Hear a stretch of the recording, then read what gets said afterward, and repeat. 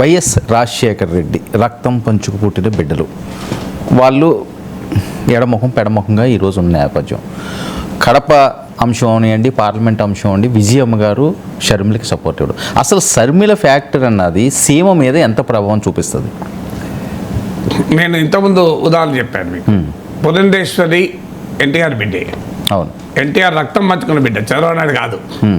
కానీ పురంధేశ్వరికి ఎన్టీఆర్ వారసత్వం ఉపయోగపడలేదు తెలుగుదేశం. అవును, చంద్రబాబు నాయుడుకు ఉపయోగపడ్డది. హరికృష్ణ ఎన్టీఆర్ రక్తం పంచుకున్న బిడ్డ. అవును, చంద్రబాబు నాయుడు కాదు. కానీ ఎన్టీఆర్ లెగసీ హరికృష్ణకు ఉపయోగపడలేదు, మీరు గమనిస్తే. కరెక్ట్. సో అందువల్ల పాలిటిక్స్ ప్రభావం చూపుతాయి తప్ప ఈ రక్తం పంచుకోండి ఇవన్నీ ఎమోషనల్స్. ఈ రక్తం పంచుకున్న వాళ్ళు ఒక్క జగన్ షర్మిల లేరు. స్టాలిన్ అలగిరి ఉన్నారు, అవును, తేజస్వి ఆయన సోదరుడు ఉన్నారు. ఆ మాటకొస్తే రాహుల్ గాంధీ, వరుణ్ గాంధీ వాళ్ళు కూడా రక్త సంబంధికులే కదా. మీకు సంజయ్ గాంధీ కొడుకు, అవును, రాజీవ్ గాంధీ కొడుకు కదా. సో దేశంలో ఇలా రక్త సంబంధం ఉన్న వాళ్ళు చాలామంది ఉన్నారు. శివపాల్ యాదవ్, అఖిలేష్ యాదవ్, ఉద్ధవ్ ఠాక్రే, రాజ్ ఠాక్రే వీళ్ళంతా రక్త సంబంధికులే.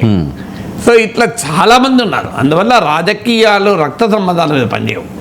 రాజకీయాలు రాజకీయాలుగానే పనిచేస్తాయి. ఓకే. సో అలా పాలిటిక్స్ రీత్యా చూస్తే షర్మిల ప్రభావము ఆంధ్రప్రదేశ్లో పెద్దగా ఉంటుందని అనుకోను. Maybe right are wrong, I don't know. But Kadapa నియోజకవర్గంలో కూడా ఎంత ఉంటుందనేది నాకైతే అనుమానమే. ఎందుకంటే వైఎస్ఆర్ తెలంగాణ పార్టీ పెట్టినప్పుడు కూడా నేను అన్నాను ఏ ప్రభావము ఉండదు తెలంగాణలోని. అవును, చాలామంది వైఎస్ఆర్ టీపీ వాళ్ళు నచ్చలేదు, ఒప్పుకోలేదు కూడా. మంచి రెస్పాన్స్ వస్తుంది, పాదయాత్ర ఉన్నారు. జనం రావడం అనేది రాజకీయాలకు ఇండికేషన్గా ఉండడం ఎన్నడో మానేశారు. ఎందుకంటే అన్ని పార్టీలకు ఒకే జనం వచ్చేది.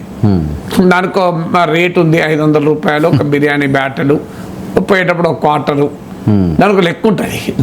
సో ఆ లెక్కను ఫుల్ఫిల్ చేస్తే ఎవరైనా వస్తారు. సో ఎవరైనా వస్తారు, వర్మకు కూడా వస్తారు.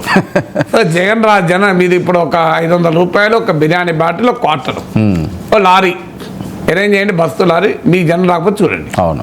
సో అందువల్ల అది పెద్ద సమస్య కాదు. అయితే అందువల్ల పొలిటికల్ కాంటెక్స్ట్ లేకుండా, పొలిటికల్ స్పేస్ లేకుండా, ఎవ్రీ పార్టీ అయినా ఎవ్రీ లీడర్ అయినా తనకంటూ ఒక పొలిటికల్ స్పేస్ పెట్టుకోవాలి. ఆ పొలిటికల్ స్పేస్ ఉన్నప్పుడే పనిచేస్తారు. షర్మిలకు ఓటు వేసేవాళ్ళు ఎందుకు ఓటేయాలి? ఆంధ్రప్రదేశ్లో ఓటర్ను ఇవాళ ముందున్న ప్రశ్న ఏంటి? జగన్మోహన్ రెడ్డి ముఖ్యమంత్రి చేయాలా, చంద్రబాబు నాయుడు ముఖ్యమంత్రి చేయాలా, వైసీపీని గెలిపించాలా, కూటమి గెలిపించాలి? ఇదే కదా పొలిటికల్ క్వశ్చన్. ఈ క్వశ్చన్కు షర్మిలకు ఏం రిలవెన్స్ ఉంది? ఈ రిలవెన్స్ లేనప్పుడు ఏమవుతుందంటే షర్మిలకు బలము ఉన్నదా లేదా అన్నదంతో సంబంధం లేదు, స్క్వీజ్ అయిపోతుంది. అంటే రెండు మదగజాల మధ్య ఫైట్ లాగా రెండు పార్టీల మధ్య ఉన్నప్పుడు చిన్న చిన్న అన్ని కూడా అడ్రస్ ఉండడం.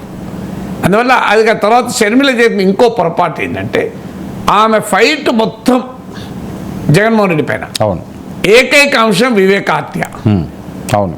సో వివేక హత్య పట్ల ప్రజలకు ఏ అభిప్రాయమైనా ఉండవచ్చు, కానీ ఆ అభిప్రాయమే వాళ్ళ ఓటింగ్ ఛాయిసెస్ డిసైడ్ చేస్తుందా? ఇది ఒక ఇంపార్టెంట్ ఫ్యాక్టర్ కదా.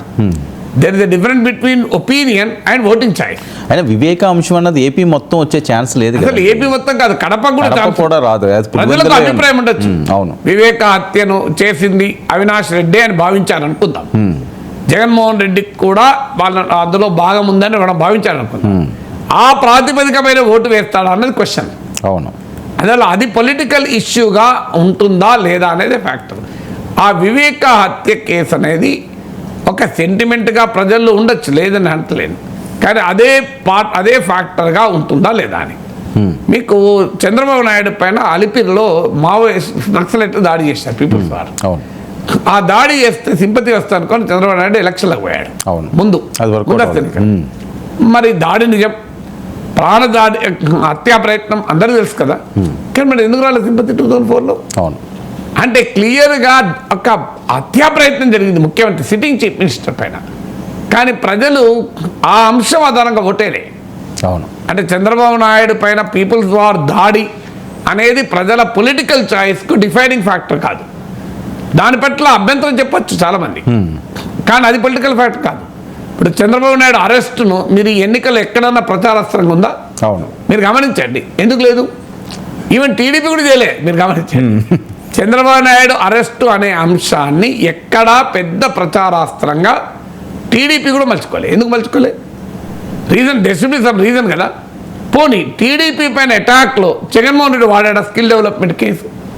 మీరు కావాలంటే జగన్మోహన్ రెడ్డి స్పీచ్లన్నీ ఎన్లై చేయండి, ఎన్నిసార్లు స్కిల్ డెవలప్మెంట్ కేసు అన్న పదం వాడాడు. అసలు కొన్ని నెలల పాటు ఆంధ్రప్రదేశ్ రాజకీయాలు శాసించింది కదా. అవును అవును. Skill development case Chandrababu Naidu arrest. ఆ ట్రయల్ కోర్టు జడ్జి కూడా ఓ పెద్ద చర్చ. ఆ రోజు గూగుల్లో మోస్ట్ సర్చ్డ్ వర్డ్ ఏంటంటే ఆ జడ్జి పేరు పెట్టి ఈమె ఏ కులము, పివి సింధు ఏ కులం అని ఆమె మెడల్ వచ్చినప్పుడు సెర్చ్ చేసిండ్రు. అట్లా సెర్చ్ చేశారు. అంత స్థాయిలో శాసించింది కదా ఆ విషయం. మరి ఎందుకు ఈ ఎన్నికల్లో అది పెద్దగా వినిపించలే? ఎక్కడో ఒక చోట వినిపించవచ్చు, కానీ that is not an election issue.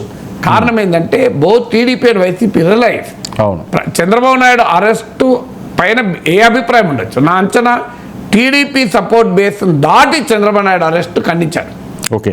అది కానీ అది టీడీపీకి పొలిటికల్ ఇష్యూగా సింపతిగా వస్తుందని అనుకొని ఉంటే ఎంటైర్ ఎలక్టోరల్ డిస్కోర్స్లో సూపర్ 6 ఉండేది కాదు, ల్యాండ్ టైటిలింగ్ యాక్ట్ ఉండేది కాదు, చంద్రబాబు నాయుడు అరెస్ట్ చేస్తారా అనేది ఉండేది కదా.